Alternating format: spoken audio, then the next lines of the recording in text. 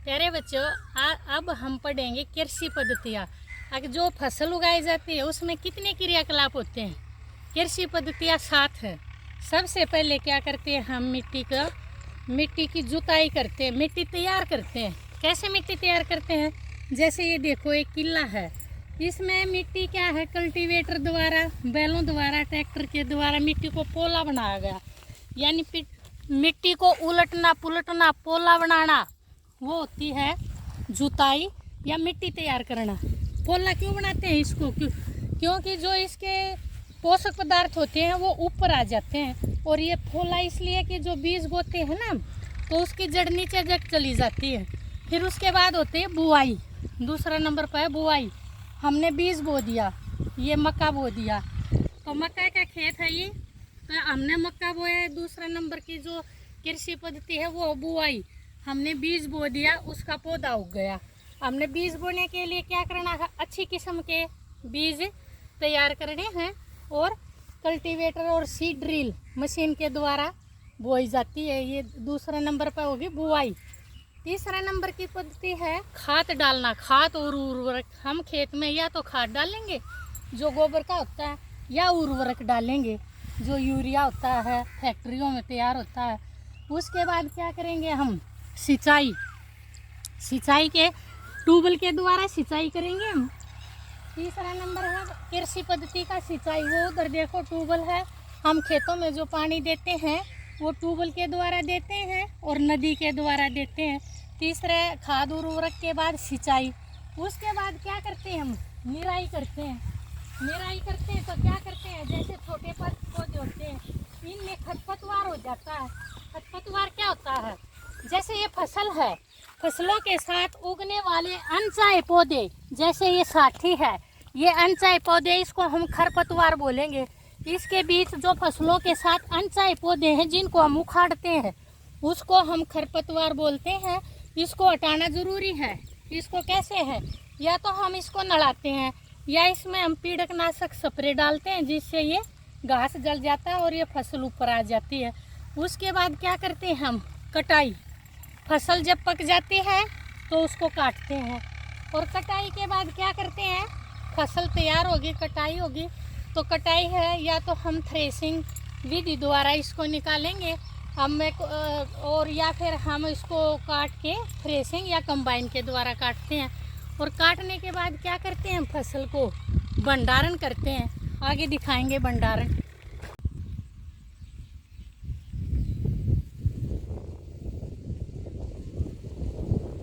प्यारे बच्चों, आज हम कक्षा 8वीं का पहला पाठ फसल उत्पादन व प्रबंधन पर अध्ययन करेंगे। तो सबसे पहले मैं आपको बताऊंगी फसल क्या होती है।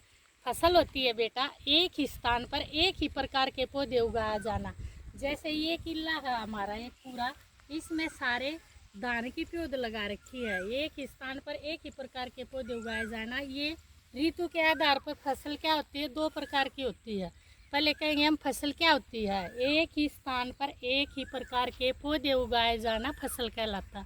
और ऋतु के आधार पर फसल 2 प्रकार की होती है, एक खरीफ की फसल और एक रबी की फसल। खरीफ की फसल है जो जून जुलाई में बोई जाती है। जैसे अब जो भी फसल बोई जाएगी वो खरीफ की फसल होगी। ये धान है बेटा, देखो ये हमने पौध बना रखी है धान की, और जब ये बड़ी हो जाएगी ना, हम इसको उखाड़ के, ऐसे उखाड़ कर इधर जो हमने ये किला बना रखा है इसमें लगाएंगे, दूर दूर पौध लगाएंगे, ऐसे ऐसे पौध पानी से भर के इसको। तो इसको क्या बोलते हैं, प्रत्यारोपण। जब हम पहले पौध तैयार करते हैं फिर उसको दूसरे किला में लगाते हैं। तो जो धान, ज्वार, मक्का, सोयाबीन, मूंगफली, ये जो है ना खरीफ की फसल है जो वर्षा ऋतु में बोई जाती है और ग्रीष्म ऋतु में भी। दूसरी फसल होती है रबी की। रबी की जो फसल होती है वो शीत ऋतु में बोई जाती है, यानी सर्दी की ऋतु में बोई जाती है। वो होते हैं मेन गेहूँ। जैसे ये गेहूँ है, ये गेहूँ का पौधा है, और इससे क्या मिलते हैं, हमने गेहूँ जो हम रोटी खाते हैं ना, ये अनाज, ये रोटी, ये है रबी की फसल। तुम 2 बात याद रखा करो, एक तो हम चावल खाते हैं, एक गेहूँ खाते हैं। जो गेहूँ की फसल है वो रबी की फसल है, और जो चावल की फसल है, जो हम चावल खाते हैं वो खरीफ की फसल है जो धान की प्योद से तैयार होके हमें मिलती है। ये है चावल की, ठीक है। तो हमने याद करना है कि भी जो गेहूँ है, जो है चना है, मटर है, सरसों है, ये रबी की फसल है। और रबी की फसल शीत ऋतु में बोई जाती है और खरीफ की फसल ग्रीष्म ऋतु में बोई जाती है। इधर देखो आगे बच्चों, ये देखो पहला चैप्टर है फसल उत्पादन एवं प्रबंधन। ये फसल में आने वाले औजार हैं, इसको बोलते हैं कल्टीवेटर। कल्टीवेटर क्या करता है, जमीन को पोला बनाता है, उसकी मिट्टी को पोला बनाता है ताकि बीज अंदर तक चले जाए। और इसके बाद ये देखो, ये मिट्टी का लेवल करने के लिए होता है, इसको गोड़ी बोलते हैं। ये क्या करता है, मिट्टी का लेवल करता है एक सार। और आगे चलो, ये है जैसे आती है ना निष्पावन विधि, पंखा। ये भूसे को, दानों से भूसों को अलग करने की विधि को निष्पावन विधि कहते हैं। ये पंखा है। ये पंखा क्या करता है, जैसे हम धान बरसाते हैं, गेहूँ बरसाते हैं, उससे अन्न अलग हो जाता है, भूसा अलग हो जाता है। तो ये है पंखा।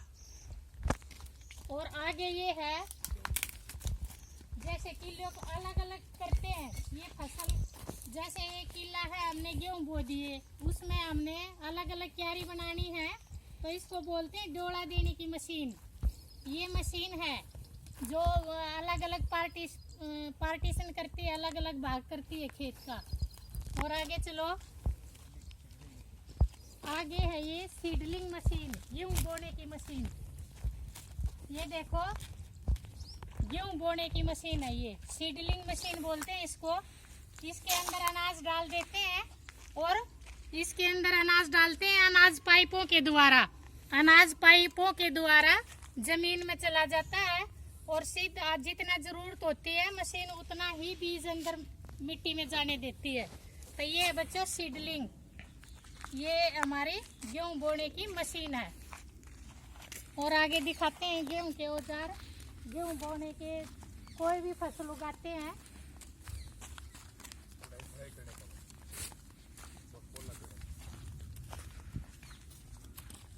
एक ये है मिट्टी को पोला बनाने के लिए, उसको फाड़ने चीरने के लिए, इसको हैरो बोलते हैं।